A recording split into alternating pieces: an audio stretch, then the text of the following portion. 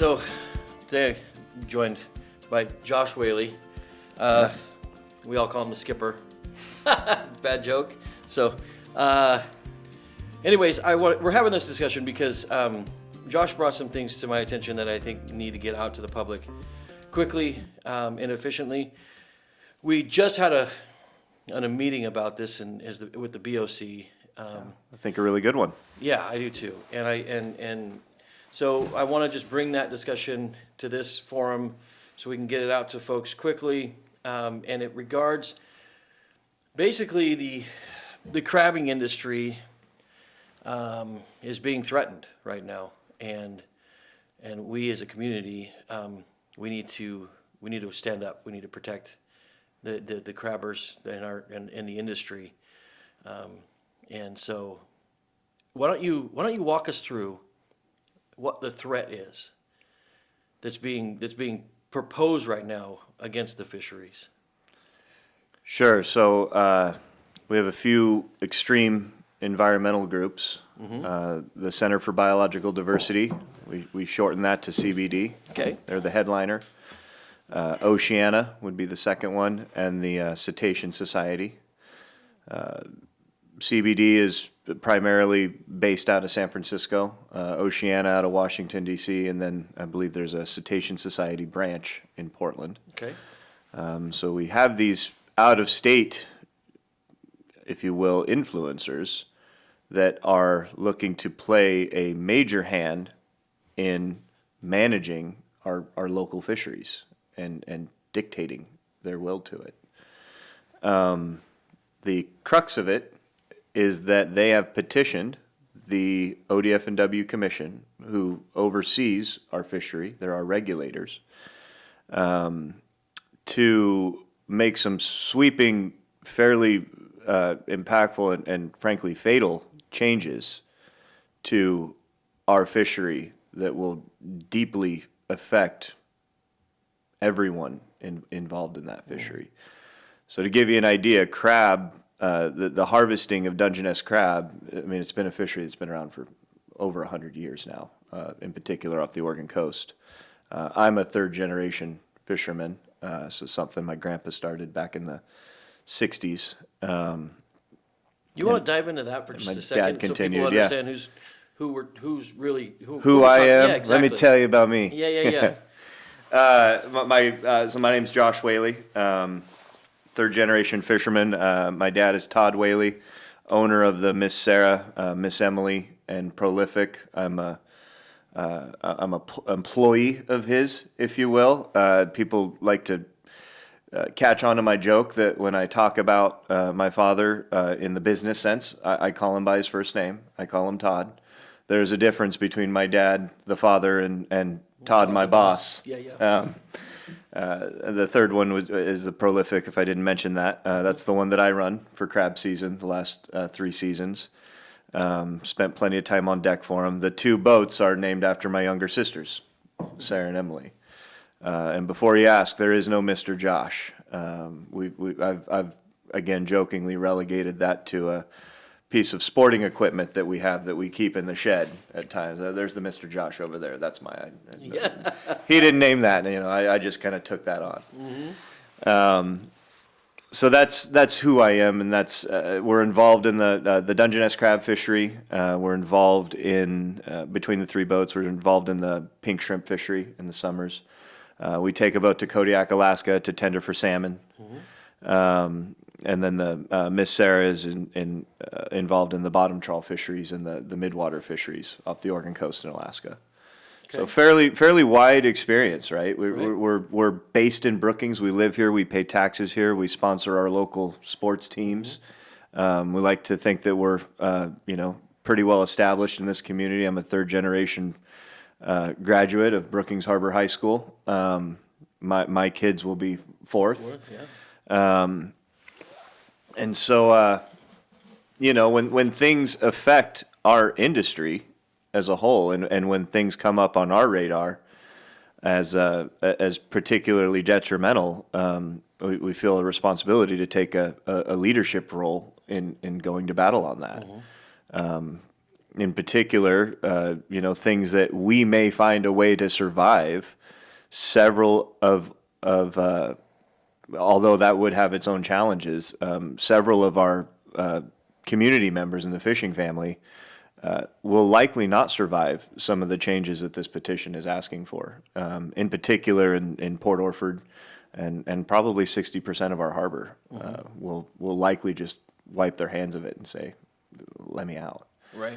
And this is debatable, if you will, but my opinion is that a big part of the long-term success of our industry is its diversity in size and scope and economic opportunity. It's one of the few industries we have left that you don't need a college degree to go out and work your butt off.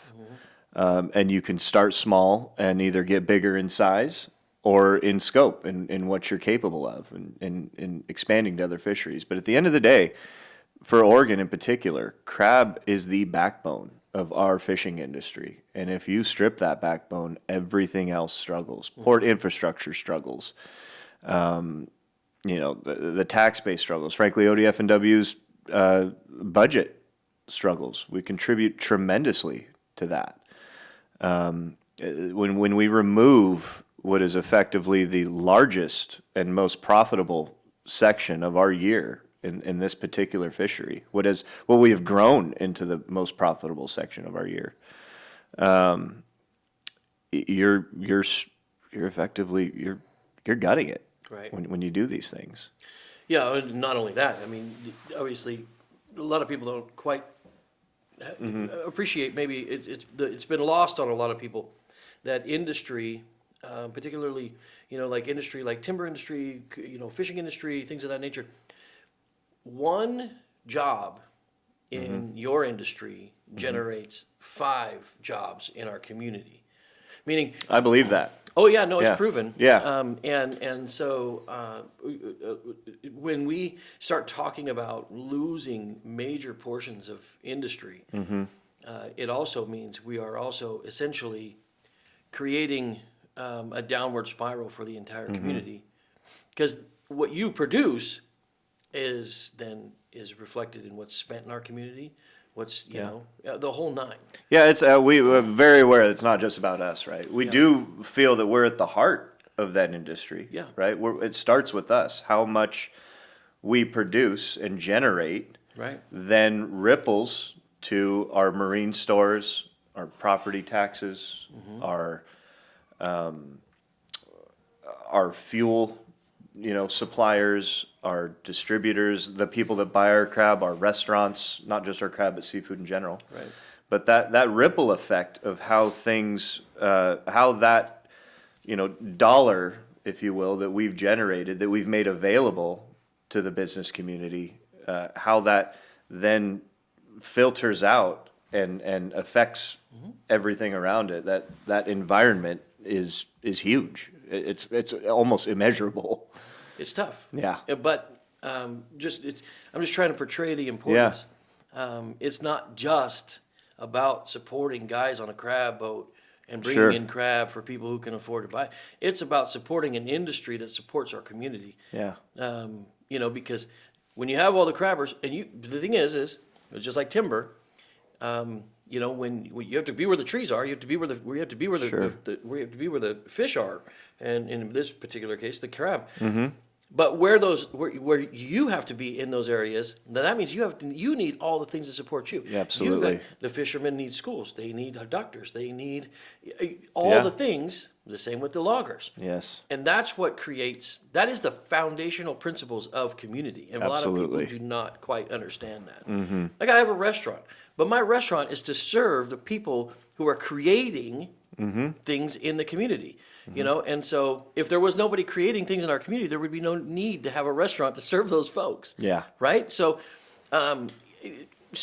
people don't understand that, or it's been lost on a lot of people, just how it truly ripples out into, and when we start losing big manufacturing things like South Coast is an immeasurable immeasurable asset to our community, right? With 650 jobs that produce an Absolutely. additional 5 times. Once again, another pillar, a Exactly, backbone, right? exactly. That's it. All starts there. With those types of pillars. And so, Sure.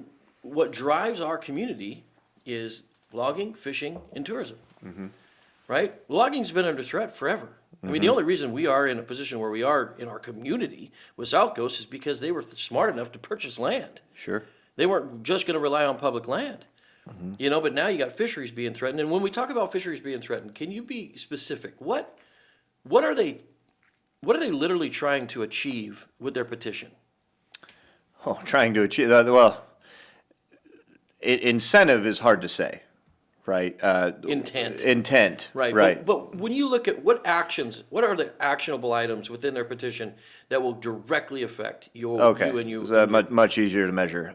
So they've slipped several things into this petition. Number one, we've been catching crab effectively the same way for a very long time, right? With a pot, with rope going up to the surface, buoys on the surface that we can see. We set them in a string, right, of say, 50 pots in a row, 100 pots, maybe 10, some spots, depending on your strategy. And we go and we pick those up one at a time, and we put them on the boat. We bait them one at a time. We go about it that way.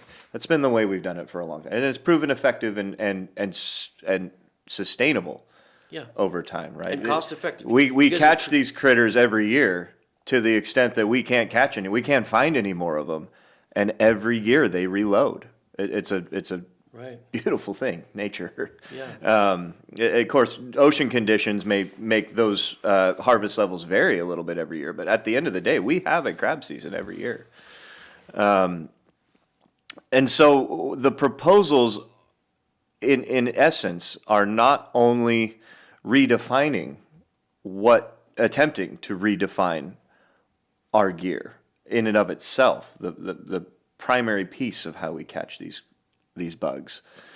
But it also puts some seasonal restrictions, and frankly arbitrary and subjective conditions on those season conditions that would not only keep us from fishing later in the year, which is very important to some of our smaller boat fleet that may be able to operate with a lower profit margin because their costs tend to be lower, but also puts the meat of our season at tremendous risk. In particular, there's a proposal in there. So going back, our problem stems from the entanglement of endangered humpback whales. I'll be clear and upfront about that. Yep. That is where our problem exists. That's the problem they're presenting. That's the problem. I'm sorry. That's the Yes. problem they're presenting, and Yeah. it's documented and Just to give scope to that, yeah. how many humpback whales are getting entangled in crab pots On average for Oregon in particular, for the state? accounted to the state of Oregon. Okay. We've averaged 1.5 a year for the last 10 years. And that isn't 1.5 whales. 1.5 whales. So and that And doesn't- this is entanglements. This is not specifically mortalities. right. This is they've had interactions with your pots. Correct. Okay. Documented interactions with our gear. Okay. Not even necessarily our pots, right? So it's fairly common. We're all driving around, right? A lot of us have bigger boats. Yeah. Well, they're all large in size compared to your, average sport boat. But our gear, in its nature, right? It's line going to the surface. There's potential for us to run over one of our own pots, somebody else's pot, right? It could create some floating debris in the ocean, just like a piece of kelp. That Also counts. ending up on an Endangered Species Act listed whale Animal. will count. Animal will count against us to a degree. So it's not even necessarily the interaction of During season. exactly Yeah. during season. It could happen based on the currents. Right. Something getting pushed across, the continent, the world,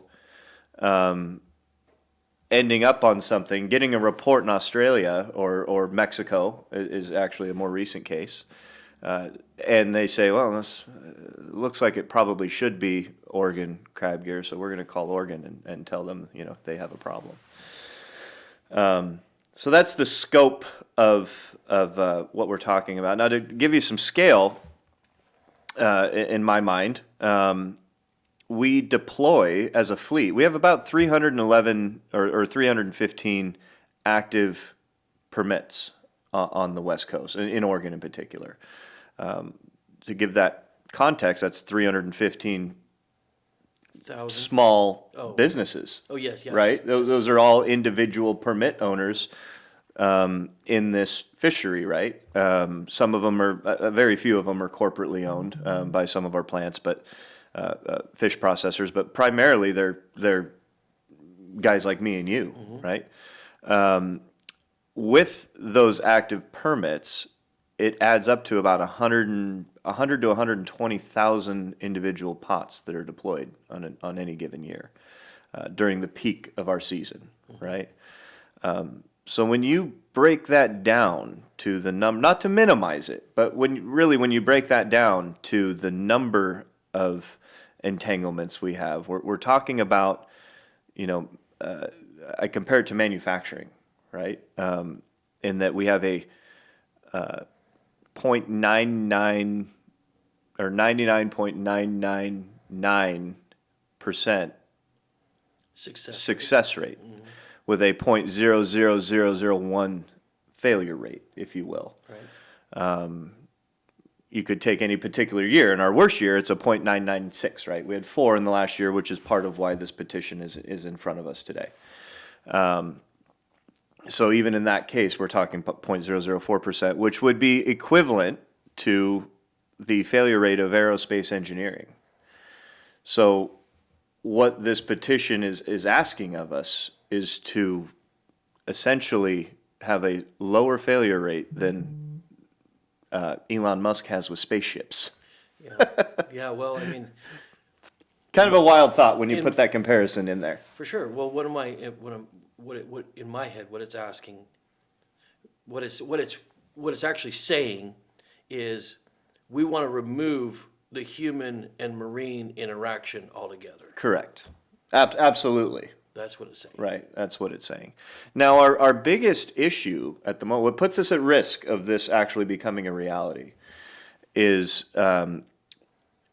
our state, ODF&W, and NIMFS, NOAA, which is the federal regulatory group, have not been able to come together for the crab fishery and put together a proper conservation plan to achieve what is commonly known as a take permit. As rare as those are, those take permits, in effect, give us a pass on when accidents happen. Sure. Right? So one of our biggest issues, this is something we've been working on for 10 years, and frankly have another 10 years of plans in collaboration with staff of how we're going to mitigate our interactions responsibly through a pretty carefully planned out process. And all volunteer, if you will, on the fisherman end. The state, where I will give them a lot of credit, is they engage industry on these things. They look at us as industry experts, right? We're spending 200 days on the ocean a year, the same 200 days they're looking out a window. They know that we've got valuable insight to offer in this category.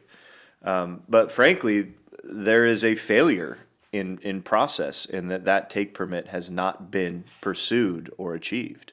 And this is where the Center for Biological Diversity makes their threats, and where we have to take them seriously. When it comes to litigation or the potential for that, it is the absence of that take permit that puts us the most at exposure. So, And we've seen this play out in California. So unfortunately, they've already set some precedent with our neighbors to the south, and they've destroyed that fishery effectively. and They've gutted it. I mean, I brought it up. I compared it with our other commissioners. Yep. To what the spotted owl did to our timber industry. Yeah. And it's essentially, it's the potential to do the same thing to our fisheries. It's very similar in scope and Yeah. practice, and frankly precedent. Yeah. On it, and this is their game plan, right? They're it's easy to be critical of their efforts, Mm-hmm. right? On their face, they're out there. They're your save the whale folks, Right. right? And may be good in intention, but what we've seen in practice is that they tend to just litigate. Yeah. They tend to not be very particularly collaborative in trying to actually solve problems. And this is the way they go about it, right? Well- They push people into a fear of litigation, and they continue to move chess pieces around their chessboard to continue to build precedent. And frankly, they do it. They're almost, in my estimation. Now this is a pretty radical claim, but in my estimation, it doesn't look like they're trying to really do much for the animals themselves. Frankly, it looks like they're just looking for their next donation so that they can continue to litigate any interaction with any sort of Endangered species. endangered species altogether. Yeah, yeah, and one thing where I did not see them ever contributing is when we were having the windmill discussion. I know. Isn't that convenient? You want to talk about absolute decimation to a whale population? I know. You know, let's throw 100,000 Hypocrisy, windmills out right. there. Anyways, regardless of that, There's rumor to that, by the way, that there were actually take permits already teed up for the windmill industry. Oh, So for without certain. even putting them out there, without having any study, without having any science of how it might affect those populations, those migration paths, Right. because in that case you're putting a wall in their way, Right. right? with unknown effects on how the seismic frequencies are going to Yeah. affect their ability to communicate. Yeah, no, their silence spoke Oh, really for loudly sure. on that topic. Yeah. It's the hypocrisy is unbelievable, but Well, and the reality is that hypocrisy always ends up affecting the little guy. The big guy, the governments, Yeah. all of them, they Yeah. all get their passes. yeah, they know, get their jobs. So let's get to this, because I want to try to get this out as soon as possible. Easy to get fired up really quick, is, right? You 100%. mentioned the owl, the spotted owl. I mean, and that we all know, looking back, how big of a disaster that was, right? The pile of rubble that it left for the completely wrong reasons, and That were proven that were proven inaccurate, whoops. right? And by the time they said whoops, it was too late. Ask every timber town in Oregon that shuddered. I mean, look at Curry County and our coastal community, right? I mean, when you and I were of that age, our sports teams were playing. It was us and Bandon and Reedsport and Gold Beach, and that was the old league, right? And as soon as that came down in the late '90s, mid '90s, No, early 90s. I was 12. yeah, It's one of those things I'll never forget because I'm from Burns. yeah, And we had the largest Ponderosa pine mill in the Northwest, and Edward Hines Mill, and my great grandpa died in that mill. My grandpa worked in that mill, but my grandpa was part of he testified on behalf at Senate when it was being heard, and he took me with him, and so I was 12 and I was there, and I didn't understand gravity right, until it was passed. And it was literally weeks. You know, we had like 2,000 employees that worked at our lumber mill, and in literally weeks, our town became just an absolute ghost town. unreal. To where now, you know, you're either a rancher or you're a government worker. Like what's in between just supports those two entities. right. It's wild, and so. That's the goal here. That's been my slogan since you and I have started discussing this. Is I don't want our crab pots to end up next to the logging saws No. at the museum. Yeah. And that's frankly, if our biggest contention, it's not that we're not willing to discuss these things and some of the things that they've talked about and Make adjustments. debate them on their own merits within our current process, which is what we are already doing. And if products are more effective, you'll use them. We'll buy them, right? Yes. We've got plenty of history of buying good products when they're available that make us more efficient, that make us better stewards of the environment and the ocean. We want that ocean to be healthy. Do not get that twisted. Our livelihoods livelihoods still depend depend on on it. it. Yes. The motives are in the right place, right? We're very Yes. coin operated. But it's just, it's not up to them to dictate that to us. It shouldn't be. Shouldn't be. That is the ultimate crux So- and the core of our contention. And so let's just get this out there. So Yeah. February 20th, Yep. they are petitioning the Center for Biological Diversity, Oceana, and the other one are petitioning ODF&W. They have already submitted the petition. Okay, so This they're has gonna be been out voting there on- since December 11th. They're going to be And voting on. we, by statute, have 90 days to either accept or deny. ODF&W is hearing the arguments, the commission, Okay, ODF&W commission is hearing the arguments to either accept or deny on Okay. February 20th in Springfield. got it. That's where we're at. So we're absolutely hoping we can gather the troops So, okay, so to let's voice gather. those opinions. So Yeah. the Board of Commissioners voted earlier today to write a support letter and also Yep. to attend in person, or to send a representative to attend in person. Yep. But the everyday person, Mm-hmm. anybody can email a letter. Absolutely. And the email that you need to send an email to is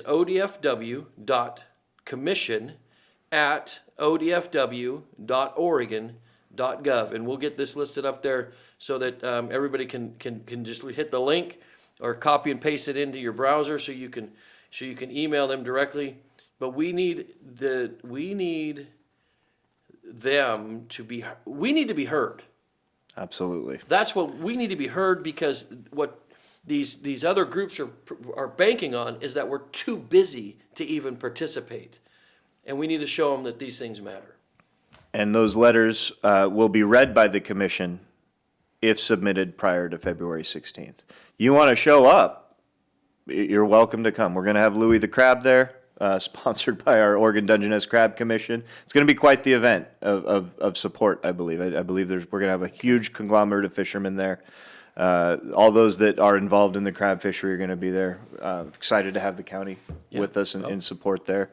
I'll be there. It'll be, we're kind of excited. Could be a pretty good party. Well, We've informed the commission to bring extra seats Good. because we're very confident about our passion and our position and frankly the community of people that have a similar passion to us. well, they need to hold it in Knotson They should. I mean- That'd be great. if we're gonna, because the amount of people that will be directly impacted will fill every stadium in our state. Mm-hmm. Every one of them. Mm-hmm. Twice. Yep. So, folks, email your concerns. Let the ODF&W know that we do not want them to accept the petition. Correct. That's where it needs to end. Full stop. Do not accept the petition. That's all we need to be writing. That's all we need to be saying. That's all we need to be telling the ODF&W over and over and over.